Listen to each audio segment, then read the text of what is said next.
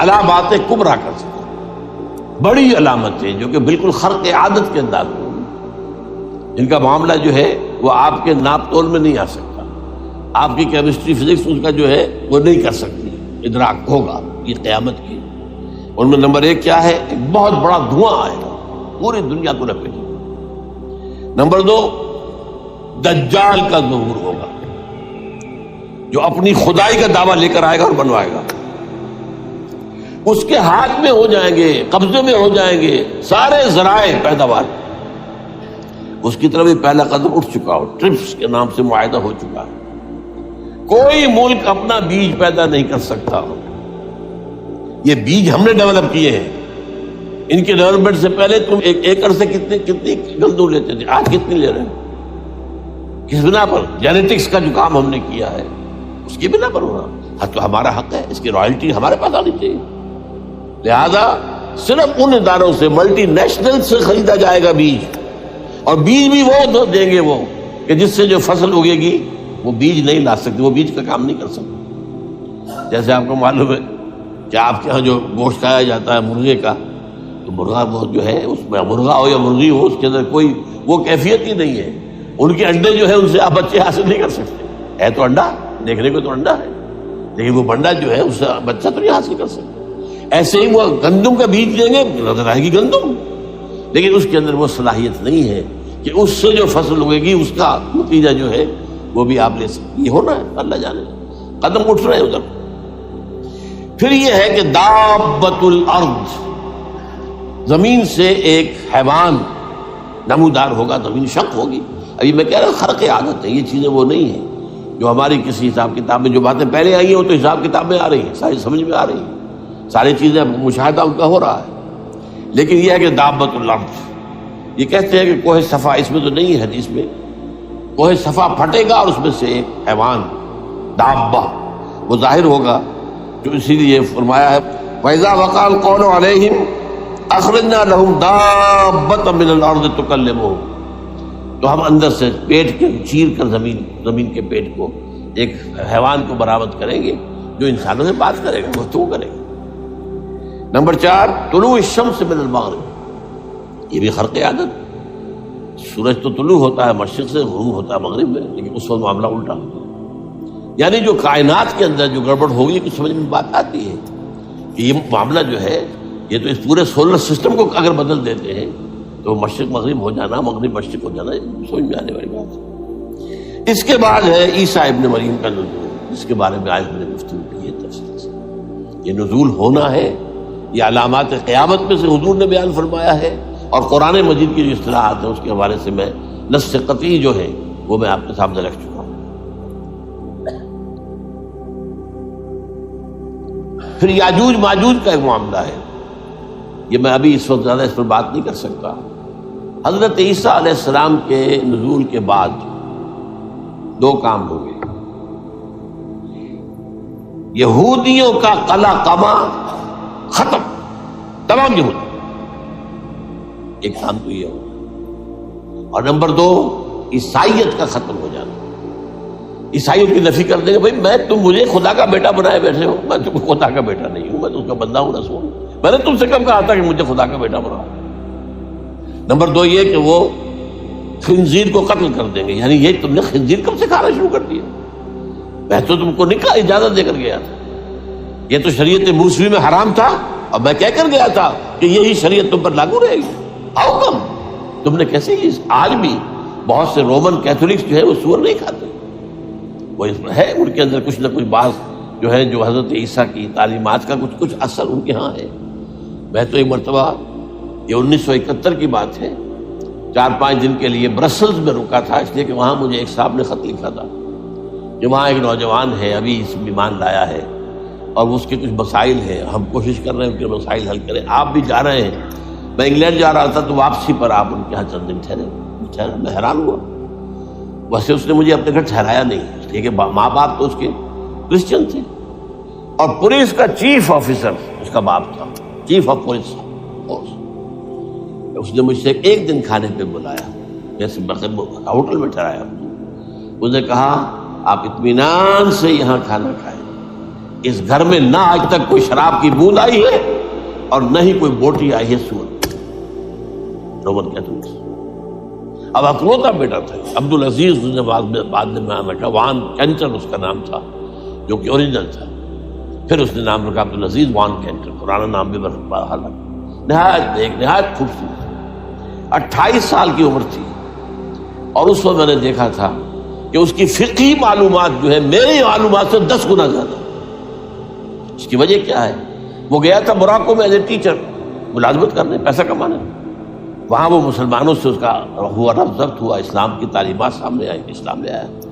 اب اکلوتا بیٹا ہے اور ماں باپ جو ہے کرسچن کیتھولکس۔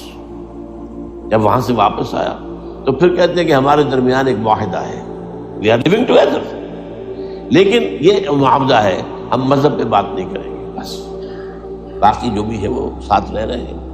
لیکن میں حیران ہوا، مجھے معلوم نہیں تھا۔ اچھا، اس کے بعد اس نے جب اسلام کا فیصلہ کیا تو اس کے سامنے سوال ہے کون سی فقہ اختیار کروں؟ تو اس نے بڑی جو ہے تھورو اسٹڈی کی ہے تمام فقہوں کی، کمپیریٹو اسٹڈی، ان کو کرنے کے بعد پھر فائنل فیصلہ اس کا یہ تھا کہ حنبلی فقہ میں اختیار کروں۔ چاروں فقہوں میں سب سے لیٹسٹ حنبلی ہے، یعنی حنفی نمبر 1، پھر مالکی نمبر 2، پھر اس کے بعد شافعی نمبر 3، پھر یہ امام احمد ابن حنبل۔ اور امام احمد ابن حنبل کے زمانے تک احادیث بہت بڑے پیمانے پر جمع ہو چکی ہے، جبکہ ابھی حضرت امام ابو حنیفہ کے زمانے میں کوئی اتنا زیادہ جو ہے حدیث کا بھی ذخیرہ نہیں بنا تھا۔ اسی پر تو لوگ حیران ہوتے ہیں کہ زیادہ حدیث امام ابو حنیفہ کے علم میں نہیں تھی، لیکن بجال ہے کہ ان کا کوئی فتویٰ جو ہے کتاب و حدیث کے، کتاب اور سنت کے خلاف ہو۔ اگرچہ انہوں نے صاف کہا کہ اگر تم پاؤ کوئی ایسی سچی حدیث، پختہ حدیث جو میری کسی رائے کے خلاف ہو تو میری رائے کو دیوار پر دے مارنا اور اس صحیح حدیث کا پیروی کرنا۔ لیکن ویسے اس کے بعد یہ کمال یہ ہے کہ بہت ہی کوئی شاذ معاملہ ہے کہ جس میں ان کا کوئی فتویٰ وہ کتاب و سنت کے منافی ہو یا سنت کے منافی ہو۔ کتاب پہ تو سوال پیدا نہیں ہوتا، کتاب تو ساری ان کے سامنے موجود تھی۔ اس کے بعد یہ ہے کہ یاجوج ماجوج، اصل میں بتا رہا تھا آپ کو کہ جب عیسائیت بھی ختم ہو گئی، یہود ویسے ختم ہو گئے، استیصال ہو گیا، جڑ کٹ گئی، اب عیسائیت گویا کہ اسلام میں ضم ہو گئی، عیسائیت بہتری سے مذہب ختم، یہودی خود ختم۔ اب یہ طاقت کتنی ہو جائے گی؟ تقریباً 2/3 دنیا آ گئی، تمام اب عیسائی 2 ارب کے قریب ہیں، 1 ارب 90 کروڑ ہو گیا، مسلمان بھی 1 کروڑ 50-60 لاکھ ہیں، دونوں کو جوڑ لیجیے کتنے ہو گئے؟ 6 ارب کل آبادی ہے۔ لیکن اس کے بعد آتا ہے یاجوج ماجوج کا خروج۔ یہ یاجوج ماجوج میرے نزدیک چائنا اور رشیا،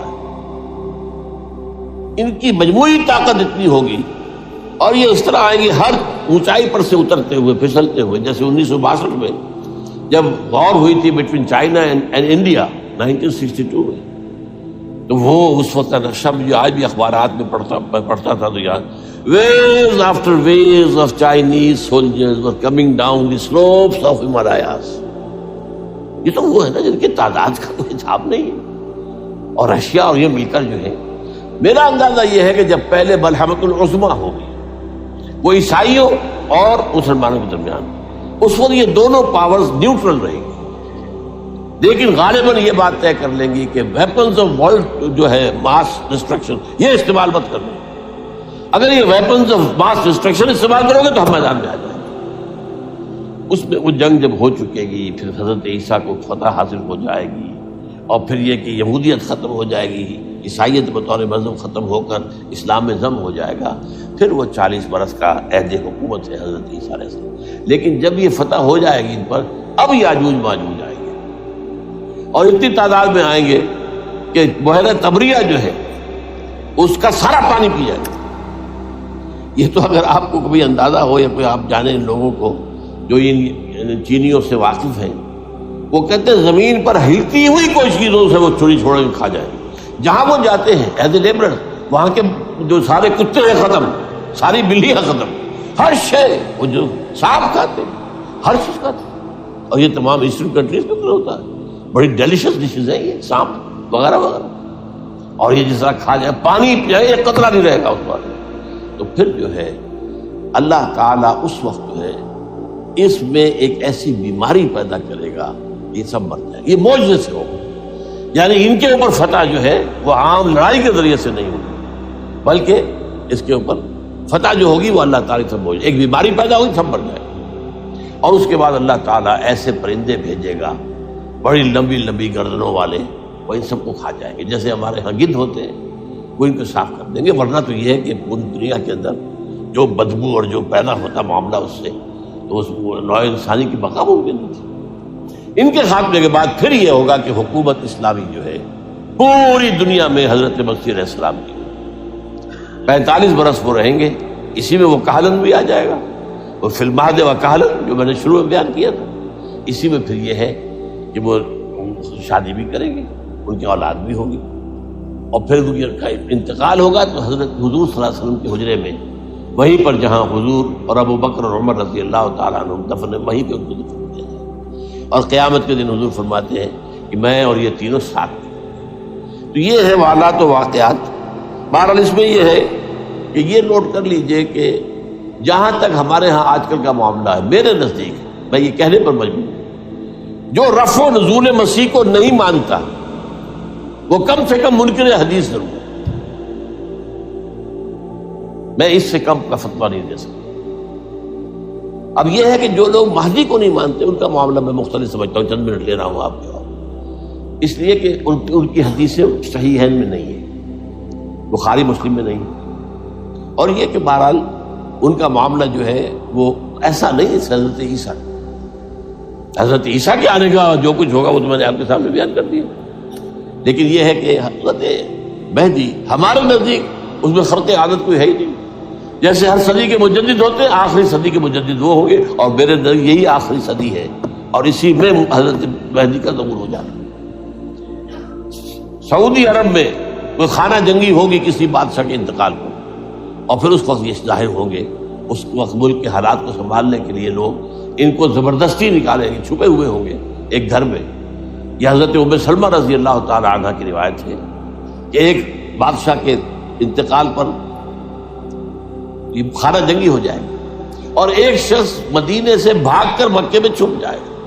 یہ تو ہے ان کے الفاظ، میں توجیہ کر رہا ہوں. یہ لوگ ان کی طرف دیکھ رہے ہوں گے کہ یہ جو وقت آیا ہے فتنے کا ہماری قوم پر، ہمارے ملک پر، تو ان کی شخصیت ایسی ہے کہ یہ بیچ میں آئیں، صلح صفائی کرائیں، اور وہ جو ہے اس ذمہ داری سے بچ کر بھاگیں گے اور جا کر مکے میں چھپ جائیں گے.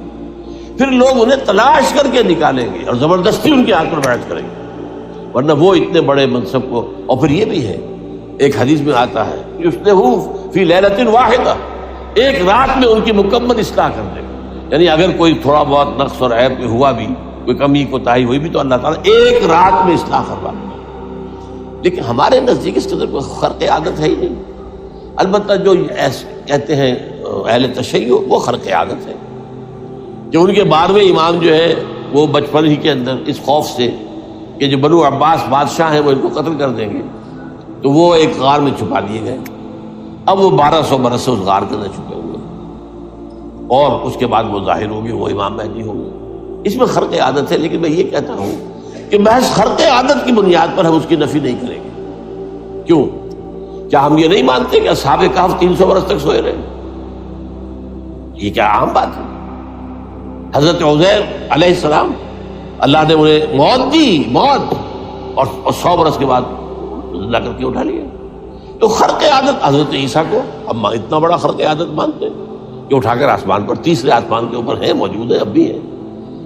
شب معراج میں تیسرے آسمان پر حضور کی ملاقات ان سے ہوئی. تو یہ خرق عادت کی بنیاد پر نفی نہیں ہم کہتے. ہو سکتا ہے، لیکن یہ کہ اس کے لیے ہمارے پاس کوئی دلیل نہیں، کوئی احادیث نہیں، کچھ نہیں، اس لیے ہم اس کو نہیں مانتے. البتہ خود وجود جو ہے حضرت مہدی کا وہ کوئی عجیب بات نہیں. وہ تو جیسے پہلے بھی آئے ہیں ہمارے مجددین، ایسے مجدد ہوں گے اور دین کو تازہ کر دیں گے. ایک صحیح اسلامی ریاست جو ہے وہ عرب میں قائم ہو جائے گی دوبارہ. حضور نے فرمایا وہ عدل اور انصاف سے عرب کو اسی طرح بھر دے گا جیسے کہ وہ اس سے پہلے ظلم اور جور اور زیادتیوں کے سے بھری ہوئی ہو. تو یہ کام ہوگا، یہ تو مجدد کا کام ہوتا ہی ہے.